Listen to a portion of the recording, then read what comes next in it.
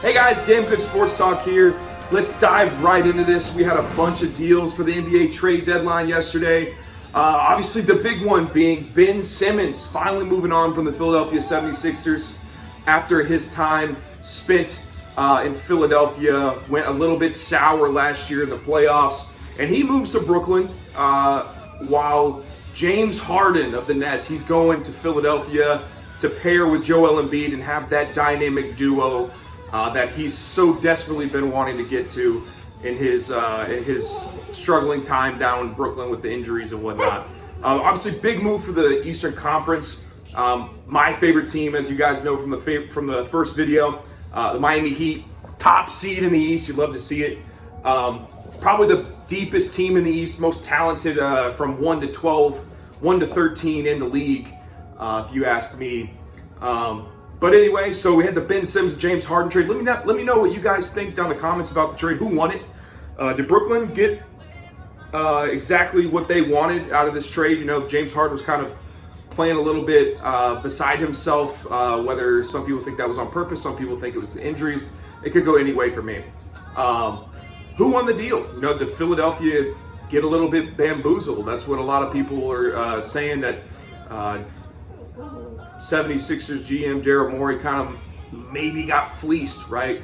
By getting rid of so much, including those 2 first-round picks in the trade for James Harden, who could be gone in 2 years. So we'll see about that, right? Serge Ibaka moving on to the Bucks after his couple years with the Clippers. It's a big move for Milwaukee.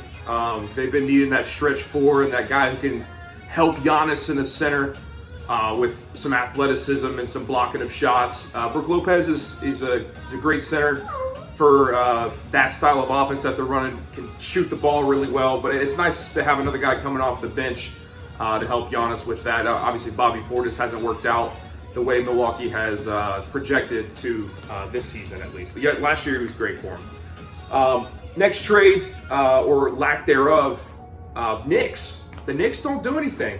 Surprising. With as much hassle was going around Julius Randle's name, you would really would have thought that they would either move him or move some pieces around to better fit his style of play.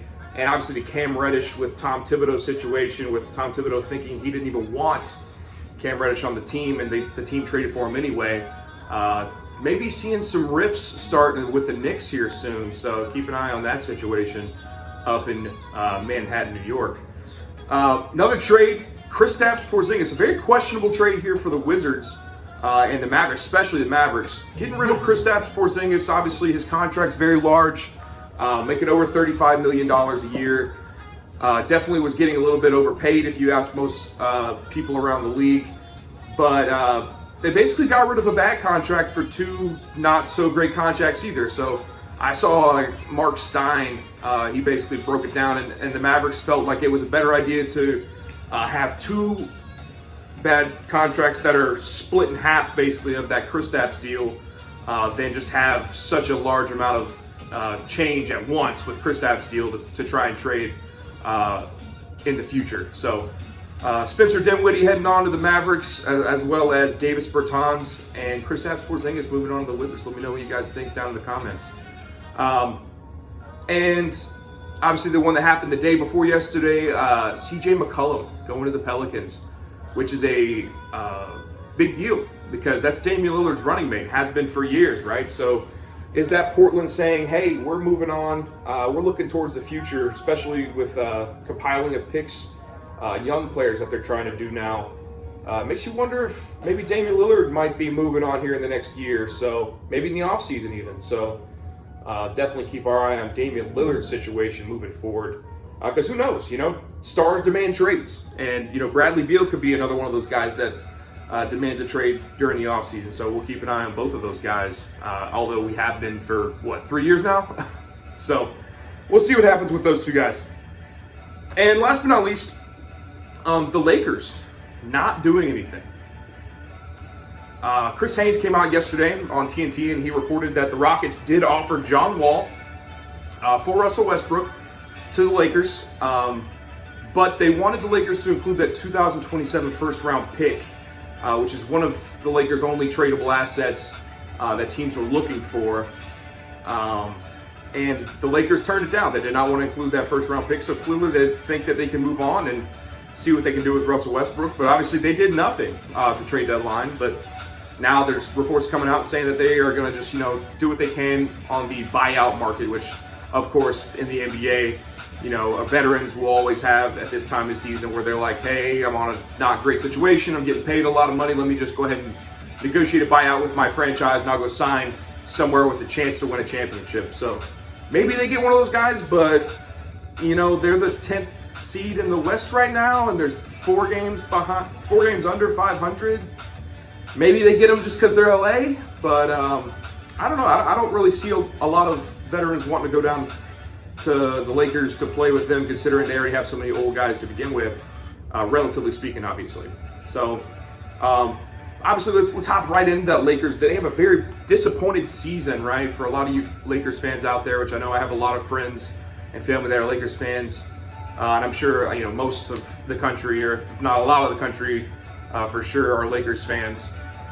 Very disappointing season for y'all, right? So, you bring in all these old vets on pretty expensive contracts. Besides, really the biggest one, Russell Westbrook's expensive contract, and then a lot of older guys that were wanting to chase a chip with LeBron, which we all thought, or I didn't, but a lot of people thought before the season, oh man, just give the championship to the Lakers. They have all these guys. But I think, there were some people that were like, hey, this fit isn't so great with Russell Westbrook, Anthony Davis, and LeBron. Like, maybe Anthony Davis and LeBron works, but, Russell Westbrook's more of a I need the ball in my hand constantly kind of guy.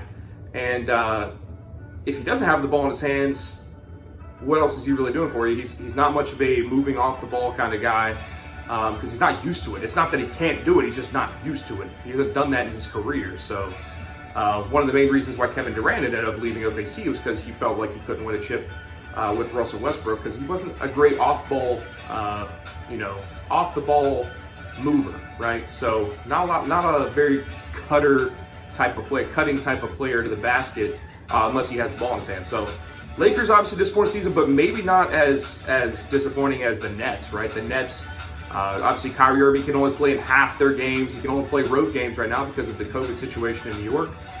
Kevin Durant being injured, James Harden, as we talked about earlier, getting traded because he was either injured or nonchalantly playing.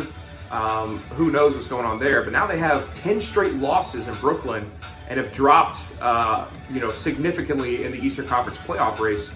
I'm even wondering maybe if they make the playoffs now, depending on when Kevin Durant comes back, and if Ben Simmons can actually play for them this season, or maybe even the next couple months. So we'll see what happens with that Brooklyn Nets situation. Let me know what you guys think of the Lakers and Nets season so far down in the comments on the Facebook page. Definitely don't be afraid to start a conversation, because I will answer questions in the comments, and obviously in my future videos as well. So anyway, moving on with that, I definitely am going to be releasing another video probably tomorrow. Today is the 11th of February 2022, so be releasing this video talking about the NBA trade deadline. If you guys have any questions or comments, leave them down below. Definitely like and subscribe to the channel. Like the videos that I have posted, and join that Facebook page. Like I said, DG Sports Talk on Facebook. It's a public group. Just go ahead and click that join button and help me out. I will have my Super Bowl breakdown video for me. Obviously, big football guy. I will have a breakdown coming out tomorrow. So we'll see who I actually end up picking, because I still don't really know. But yeah, anyway, guys, let me know what you think about the Super Bowl coming up on Sunday. And yeah, I'll see you guys next time. Thank you. Appreciate it.